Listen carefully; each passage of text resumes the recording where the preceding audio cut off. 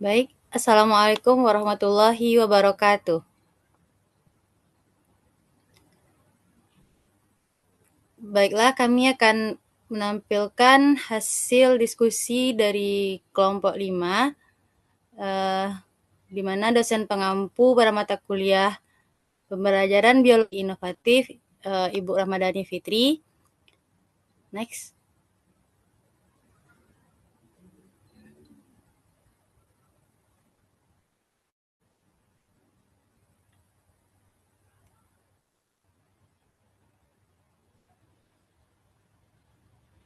Yang beranggotakan 4 orang, yaitu Melani Arma Melayu, Yuli Desrianti, saya sendiri Zati Muharami, dan Firian Darmil. Untuk materi pertama, definisi Jelaskan, yaitu pertama definisi pendekatan STEM. Apa definisi pendekatan STEM? Pendekatan STEM atau SCAN, Technology, Engineering, and Mathematics adalah metode pembelajaran yang mengintegrasikan disiplin ilmu tersebut dalam satu kesatuan yang holistik dan aplikatif. Pendekatan ini menekankan pada pemecahan masalah dunia nyata melalui eksplorasi penggunaan teknologi, penerapan prinsip teknik atau engineering, serta pendekatan matematis.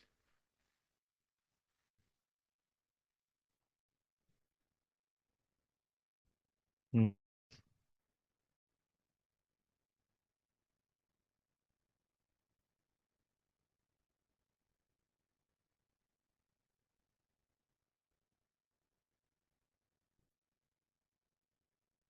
Baik, ada beberapa tujuan untuk pendekatan STEM ini.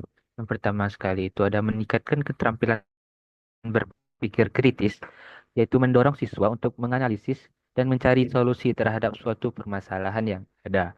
Selanjutnya itu ada mengembangkan kreativitas dan inovasi, mengajak siswa untuk menciptakan atau merancang solusi dengan mengombinasikan berbagai konsep sains dan teknologi. Yang ketiga, itu ada meningkatkan keterampilan kolaborasi dan siswa diajak bekerja sama dalam tim untuk menyelesaikan proyek atau tantangan yang ada.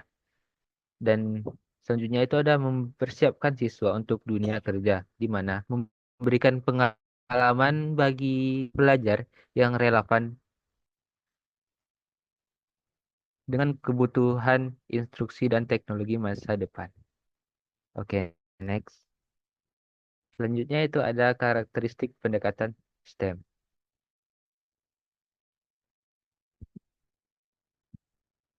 Baik, karakteristik pendekatan.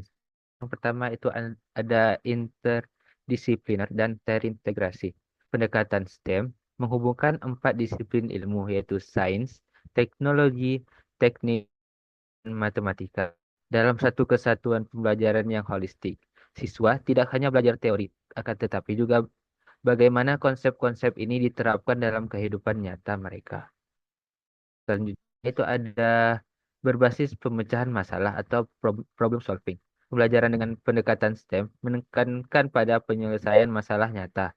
Siswa didorong untuk mengidentifikasi salah, menganalisis data, dan mencari solusi kreatif menggunakan prinsip STEM ini. Next.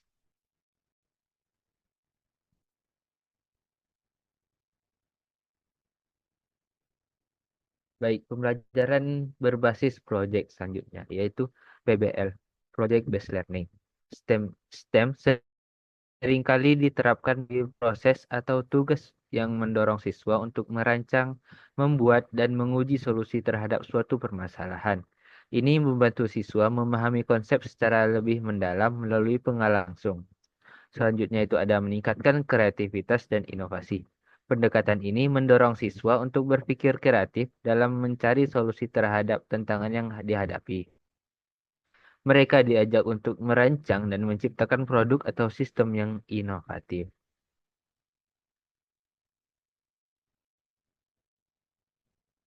Next.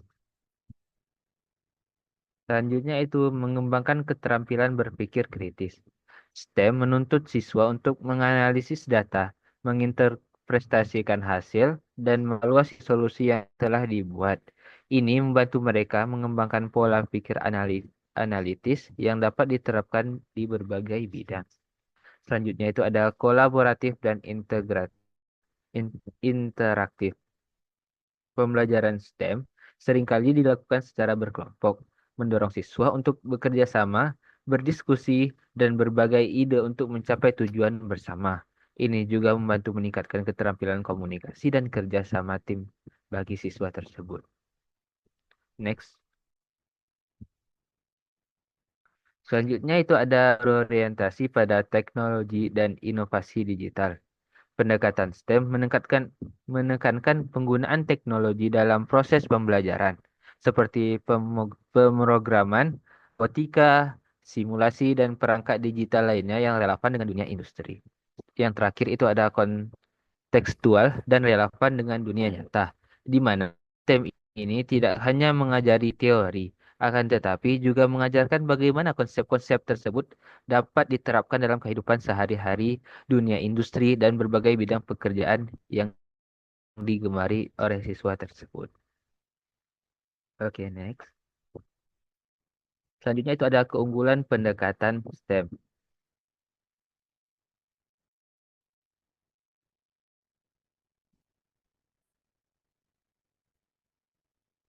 Next.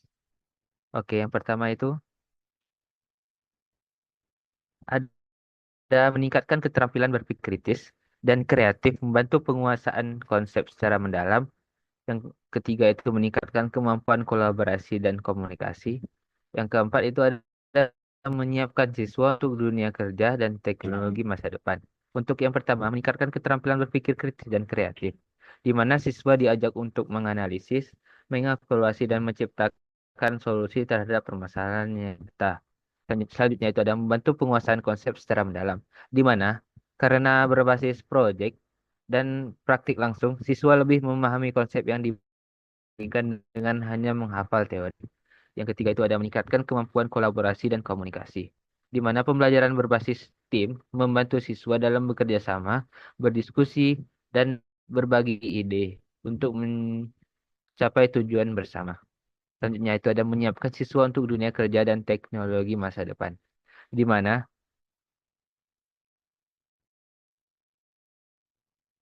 oke, di mana STEM berorientasi pada keterampilan abad ke-21 yang dibutuhkan dalam industri seperti pemecahan masalah, inovasi, dan penggunaan teknologi. Next. Selanjutnya itu ada memotivasi siswa melalui pembelajaran yang menarik, di mana dengan melibatkan eksperimen, proyek, dan teknologi pendekatan ini membuat pelajaran lebih interaktif dan menarik bagi siswa-siswa yang ada.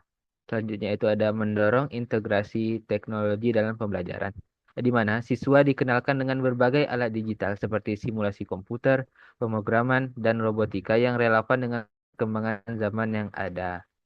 Dan yang terakhir itu ada membantu siswa mengembangkan solusi nyata, di mana siswa belajar bagaimana penerapan ilmu pengetahuan dalam kehidupan sehari-hari untuk menyelesaikan masalah dunia nyata ada. Next.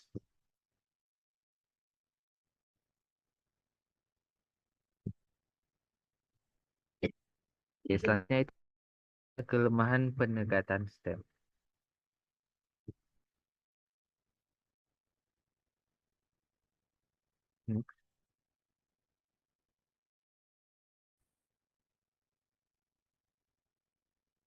Nah, untuk kelemahan pendekatan STEM membutuhkan sumber daya yang lebih banyak, di mana seperti yang kita ketahui sebelumnya, pendekatan ini seringkali laboratorium, peralatan teknologi, dan bahan eksperimen yang tidak selalu tersedia di setiap sekolah yang ada. Selanjutnya itu ada memerlukan guru yang terlatih khusus, di mana guru harus memahami konsep dari keempat bidang STEM serta cara mengajarkan secara interdisipliner yang bisa menjadi tantangan tersendiri. Yang ketiga itu memakan waktu yang lebih lama. Seperti yang kita ketahui sebelumnya, bahwasanya untuk STEM ini memerlukan waktu yang lebih lama dibandingkan metode pembelajaran konvensional pada pembelajaran yang biasanya. Selanjutnya itu ada tidak semua siswa mudah beradaptasi, di mana beberapa siswa mungkin mengalami kesulitan integrasi berbagai disiplin ilmu dan penerapan konsep dalam proyek yang nyata. Next.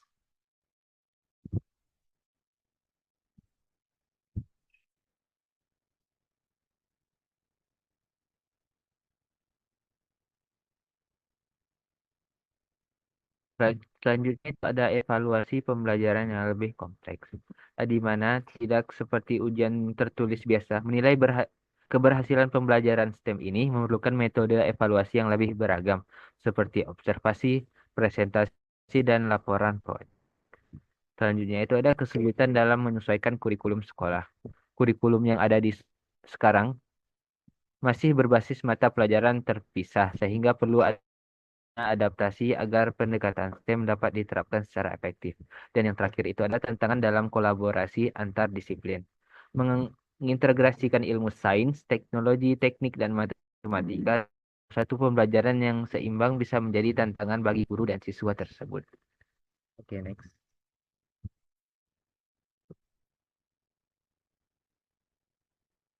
Baik, mungkin dari saya kembalikan ke moderator. Terima kasih. Baik, terima kasih kepada pemateri pertama, Firian. Untuk materi selanjutnya tentang sintaks model pembelajaran yang akan saya jelaskan sendiri. Next.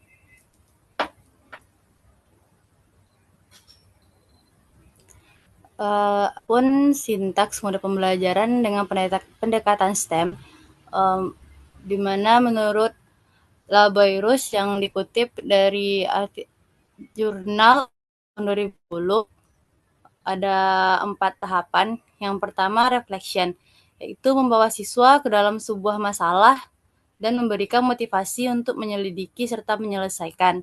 Yang kedua research, menggali informasi dari berbagai sumber yang relevan. Yang ketiga discovery, yaitu menjembatani antara research dan application dalam membuat desain proyek. Yang keempat application, yaitu menguji produk atau melakukan atau menyampaikan dari sebuah proyek dalam next.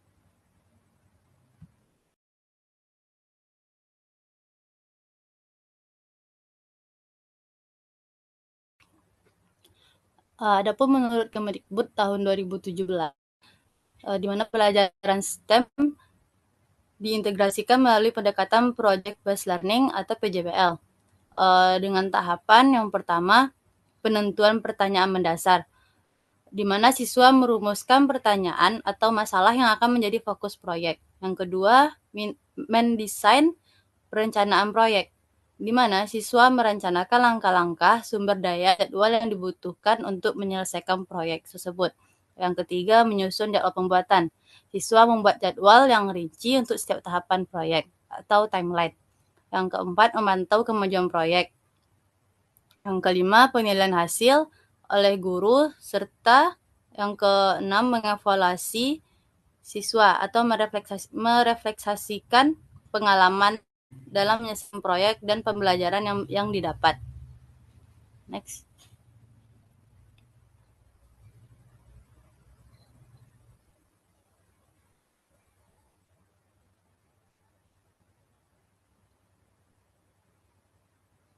Pembahasan selanjutnya yaitu pengaruh mode pembelajaran dengan pendekatan STEM terhadap keterampilan abad 21 peserta didik dalam pembelajaran biologi.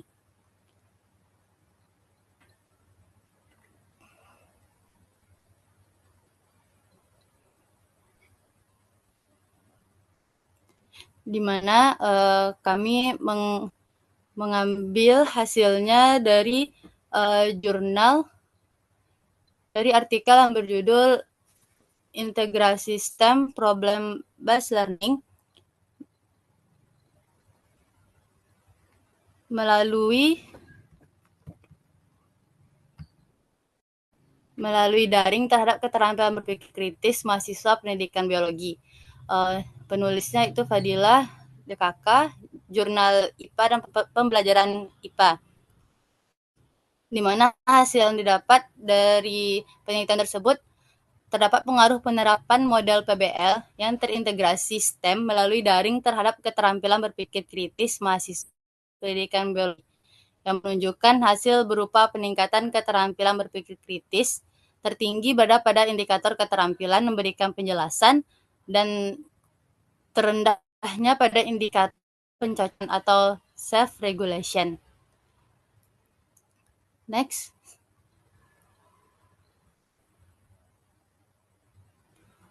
Untuk pengaruh model belajar pendekatan STEM pada penelitian yang berjudul pengembangan LKPD berbasis STEM atau Science, Technology, Engineering, and Mathematics untuk menunjukkan keterampilan literasi sains siswa kelas 10 MIA SMA Negeri 14 Medan tahun pelajaran 2019-2020. Penulisnya ada Sylvia Halim Simatupang, Jurnal Biologi Education Science and Technology, yang mana didapatkan hasil bahwasanya LKPD berbasis pendekatan STEM yang dirancang efektif menumbuhkan keterampilan literasi sains sebanyak 81,7%, yang berada pada kategori sangat tinggi 85,2%, sehingga digunakan dalam proses pembelajaran biologi pada materi virus. Next. Pembahasan selanjutnya yaitu bentuk inovasi dalam model belajar pendekatan STEM. Next. Adapun bentuk inovasi yang telah kami cari, yang pertama discovery learning, di mana menekankan pada penemuan konsep atau prinsip yang sebelumnya tidak diketahui dengan fokus masalah yang direkayasa oleh guru, di mana penerapan model pembelajaran discovery learning menitik beratkan peran guru sebagai pembimbing dengan memberikan kesempatan kepada siswa untuk belajar secara aktif. Yang kedua, inovasi pembelajaran inquiry. Berfokus pada siswa menemukan masalah sehingga harus mengerahkan seluruh pengetahuan dan keterampilan untuk mendapatkan temuan dalam masalah tersebut melalui proses penelitian. Yang ketiga, model problem-based learning merupakan pembelajaran yang menggunakan berbagai kemampuan berpikir dari peserta didik secara individu maupun kelompok, serta lingkungan nyata untuk learning cycle 5E. Menurut Bibe dan Landes 1990, learning berorientasi pada pembelajaran konstruktivisme yang memperhatikan pengalaman dan pengetahuan awal siswa. Dan yang kelima, field-based learning atau pembelajaran berbasis lapangan adalah metode pembelajaran yang dilakukan di luar kelas atau laboratorium. Metode ini memperkenalkan siswa pada lingkungan yang mencerminkan konsep yang diajarkan. Baiklah, untuk sekian materi dari saya. Materi selanjutnya yang akan dijelaskan oleh Melanie Arma. Kepada Melanie, disilakan.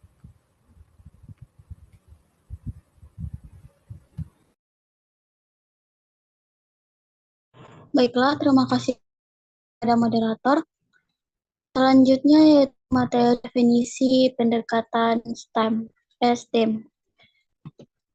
di mana STEM merupakan suatu penggabungan 5 ilmu, yaitu ada sains, teknologi, teknik, dan seni dan matematika, yang kemudian jadi sebuah pendekatan yang dapat diimplementasikan di sekolah. STEM sendiri merupakan pembelajaran yang merupakan model pembelajaran yang menggabungkan 5 ilmu. Jadi bisa dikatakan bahwa pengembangan pembelajaran STEM ini merupakan integrasi antara pembelajaran STEM. Yaitu ada karakteristik pendekatan STEM, di mana pada karakteristik pendekatan STEM ini secara umum mencakup 3 dimensi sebagai berikut. Yang pertama yaitu ada integrasi disiplin. Kedua yaitu ada lingkungan kelas yang mendukung pembelajaran berbasis masalah. Yang ketiga yaitu ada keterampilan pemecahan masalah yang holistik. Selanjutnya yaitu ada karakteristik pendekatan STEM yang dikelompokkan menjadi 4 hal berdasarkan disiplin ilmu yang terintegrasi. Yang pertama ada desain rekayasa, yaitu aktivitas yang menekankan penggunaan metode rekayasa dalam mengatasi tantangan dan masalah. Siswa diajak untuk mengembangkan keterampilan desain, analisis, dan pemecahan masalah untuk menciptakan solusi yang efektif. Proses rekayasa ini memberikan kesempatan bagi siswa untuk merancang, menguji, dan memodifikasi produk dengan tujuan tertentu. Yang kedua yaitu ada inquiry scientific melibatkan pendekatan ilmiah yang memahami dan menjelaskan fenomena alam. Siswa diajak untuk menyusun pertanyaan, merancang, eksperimen, mengumpulkan dan menyimpulkan hasil temuan yang didapat.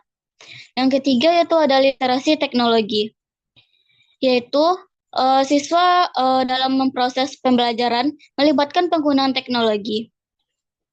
Yang keempat yaitu pemecahan matematika, di mana pada pemecahan matematika ini siswa diarahkan pada aktivitas pemecahan masalah secara logis melalui masalah yang berbasis numerik. Pada karakteristik utama dalam pendekatan STEM yaitu adanya proses rekayasa dan scientific process, di mana pada kedua keterampilan ini termasuk pada keterampilan proses sains. Proses rekayasa berangkat dari pertanyaan apakah yang dapat dikembangkan. Artinya bahwa proses rekayasa berbeda dari proses saintifik. Proses ini menekankan pada bukti atau produk presentasikan. Sedangkan proses saintifik berangkat dari pertanyaan mengapa hal itu terjadi dan apa yang menuntut siswa membuat koneksi dengan fenomena yang terjadi.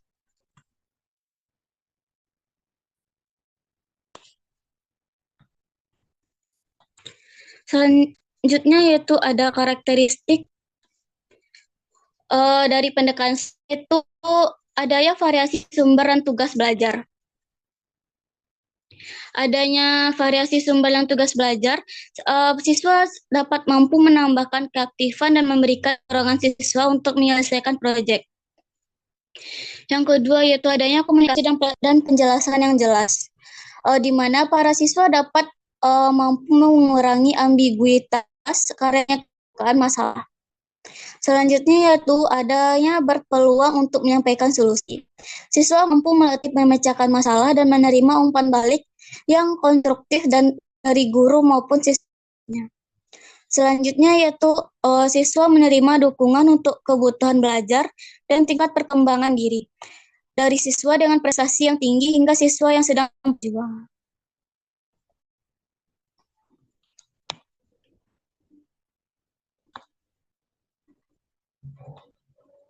Selanjutnya yaitu keunggulan dan kelemahan STEM. Berikut yaitu keunggulan dari pendekatan STEM, yaitu yang pertama, mengasah kemampuan berpikir kritis siswa. Pembelajaran STEM menggabungkan 5 disiplin ilmu. Dengan menggabungkan kelima disiplin ilmu ini, siswa dilatih untuk dapat menggunakan teori dan praktek sekaligus untuk mengidentifikasi sekaligus memecahkan permasalahan yang terjadi di kehidupan sehari-hari. Selanjutnya yaitu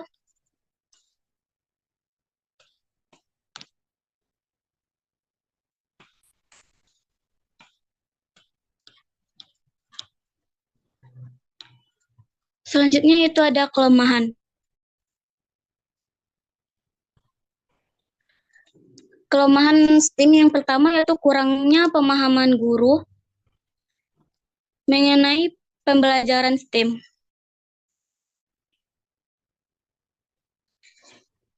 Yang kedua yaitu cenderung menghargai mata pelajaran lain.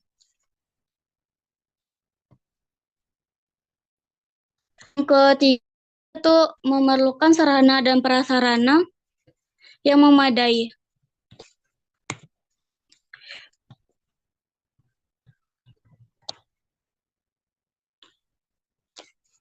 Baiklah, hanya itu yang dapat saya sampaikan. Saya kembalikan kepada moderator.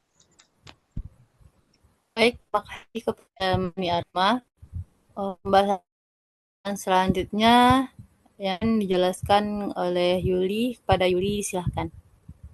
Baik, terima kasih moderator. Untuk materi selanjutnya itu tentang sintak model pembelajaran dengan STEM menurut beberapa ahli yang akan saya jelaskan sendiri. Yaitu pertama itu menurut Anissa, Effendi, dan Damris itu pada tahun 2018 menyatakan pendekatan pembelajaran STEM yang terintegrasi juga dengan model pembelajaran project based learning terdiri dari 4 langkah pembelajaran, yaitu yang pertama itu perencanaan, di mana pada langkah perencanaan ini peserta didik yang tergabung dalam kelompok berdiskusi terkait rancangan proyek yang akan diselesaikan.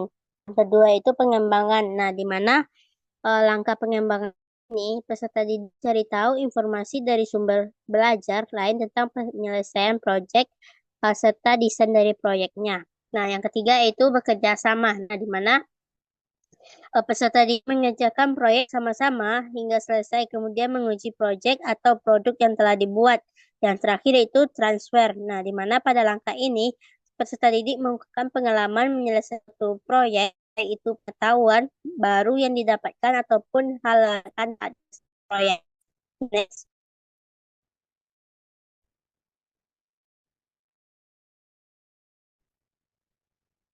Menurut Kemdikbud dalam Mufida dan kawan-kawan pada tahun 2022, pengembangan inovasi STEM perlu dilakukan dengan serangkaian proses yang digunakan insinyur dalam melahirkan produk atau teknologi proses, tersebut itu engineering design proses adalah sebagai berikut. Yang pertama yaitu atau menemukan masalah dan solusi. Yang kedua itu image atau membayangkan proses. Yang ketiga adanya plan atau perencanaan produk, dan yang terakhir create and improve. Nah, di mana membuat dan menguji coba produk. Dengan dilaksanakan prosesnya, maka pembelajaran di kelas dapat disebut sebagai pembelajaran STEM.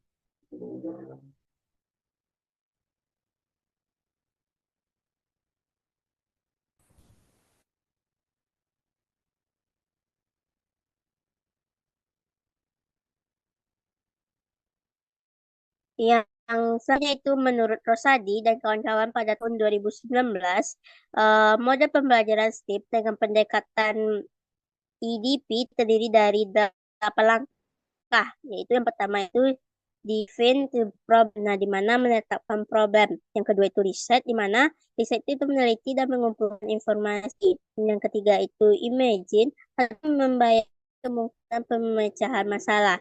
Yang keempat itu plan atau merencanakan desain pemecahan masalahnya. Yang kelima create, itu membuat solusi atau produk. Yang keenam adanya and evaluate, di mana menguji dan mengevaluasi solusi atau produknya. Yang ketujuh itu redesign, mendesain ulang solusi atau produknya. Yang terakhir itu communication, di mana mengkomunikasikan dengan teams atau orang lain. Next.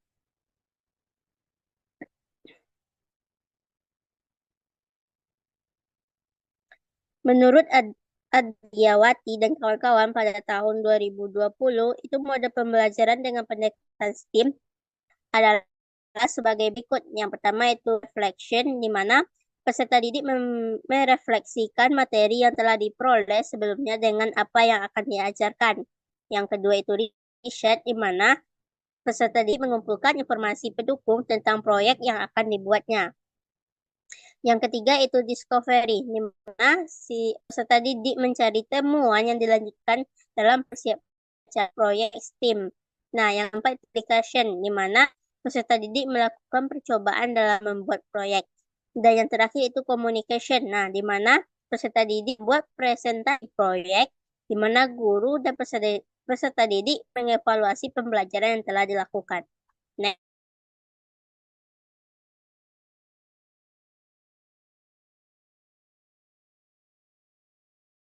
Selanjutnya itu pengaruh model pembelajaran dengan pendekatan STEAM terhadap keterampilan abad 21 peserta didik dalam pembelajaran biologi. Next.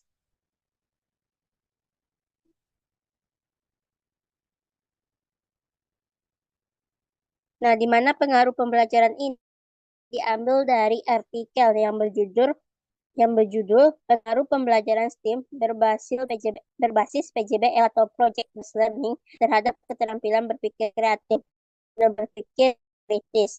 Yang penulisnya itu Fitria dan Ramadhani pada tahun 2021 jurnal Inspirasi Pendidikan. Nah, di mana keterangan dari abad 21 yang dipakainya itu berpikir kreatif dan berpikir kritis. Nah, pada hasil dari akhir penelitiannya, itu dapat diketahui bahwa pelajaran STEAM berbasis PJBR berpengaruh signifikan keterampilan berkreatif peserta didik dengan nilai sebesar 0,00 lebih kecil 0,05. Nah, dan F itu sebesar 35,551. Yang kedua, pelajaran STEAM PJBR berpengaruh signifikan terhadap kemampuan berpikir kritis peserta didik dengan nilai SIK sebesar 0,003 lebih kecil 0,05 dan nilai FIT-nya sebesar 9,401. Nah, hal tersebut dikarenakan integrasi STEAM PJBL secara bersama-sama dapat menjadi inovasi pembelajaran yang bisa memunculkan ide-ide dan solusi kreatif dan kritis. Nah, sehingga lebih mudah dalam memecahkan suatu permasalahan. Next.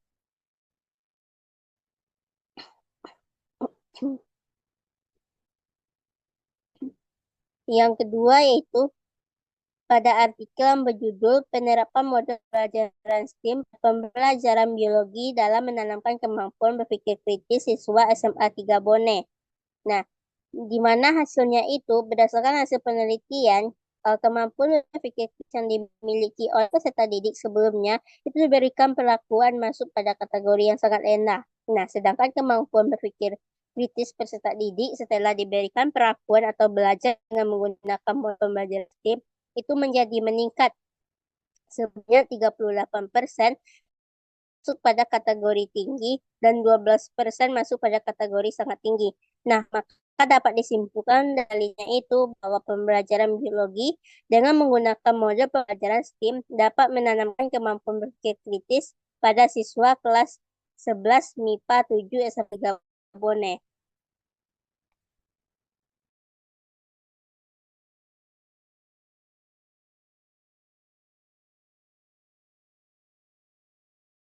Yang itu dengan artikel Developing 22 dari Skill to the Integration of STEAM Info Log Observer Project. Nah, di mana pada hasilnya itu menunjukkan bahwa STEAM meningkatkan pemikiran kritis, kreativitas, keterampilan kolaborasi dan komunikasi siswa, dan kepedulian terhadap masalah lingkungan.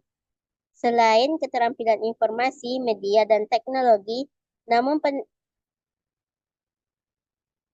penelitian ini tetap menentang karena pelajaran kimia terintegrasi STEAM membutuhkan lebih banyak pemberdayaan peserta didik, sumber daya waktu, dan konteks pembelajaran untuk mengeksplorasi dan meningkatkan kesadaran lingkungan pada peserta didik. Next.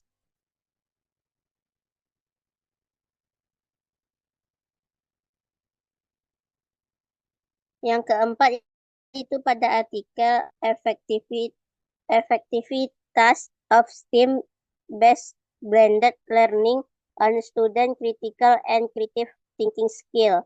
Nah, di mana hasil penelitian itu menunjukkan pembelajaran campuran berbasis STCAM dapat meningkatkan keterampilan berpikir kritis dan kreatif pada semua indikator dengan kategori sedang hingga tinggi. Nah, di mana peningkatan keterampilan berpikir kritis dan kreatif siswa di kelas eksperimen lebih tinggi dibandingkan dengan kelas kontrolnya. Nah, selain itu dapat perbedaan hasil belajar antara kelas kontrol dan kelas eksperimen.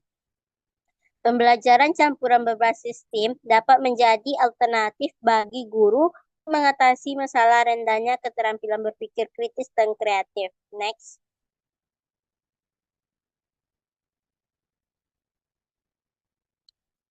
Yang terakhir itu artikel dari Maria dan Kristen, di mana dia menunjukkan hasil penelitian dan memaparkan keterampilan berpikir kritis dan kreatif dalam praktik pengajaran dan pembelajaran dan citi yang inovatif.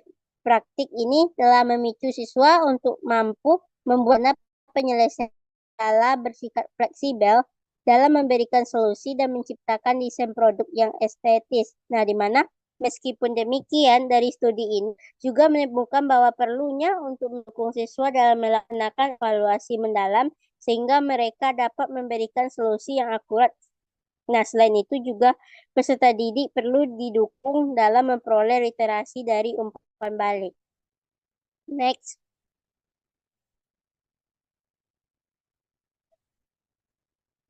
Bentuk inovasi dalam model pembelajaran dengan pendekatan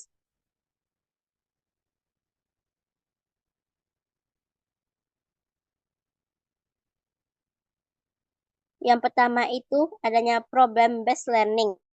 Nah, itu merupakan salah satu bentuk pembelajaran yang berlandasan pada paradigma konstruktivisme yang berorientasi pada proses belajar peserta didik, mana student center learning. Nah, yang kedua itu adanya project based learning, di mana merupakan mode pembelajaran yang melibatkan siswa di dalam suatu proyek berdasarkan dan pada akhirnya siswa dapat menghasilkan suatu karya nyata.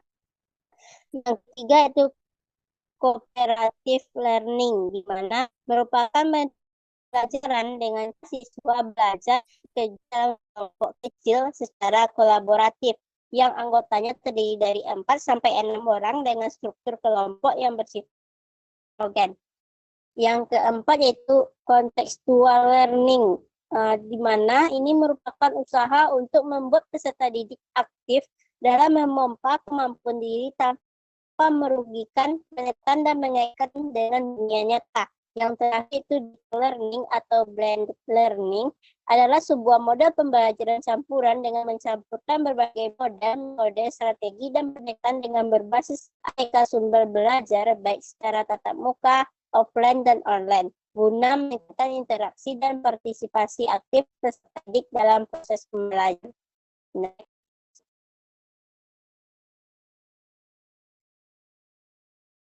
Sekian saya sampaikan, saya kembali kepada moderator.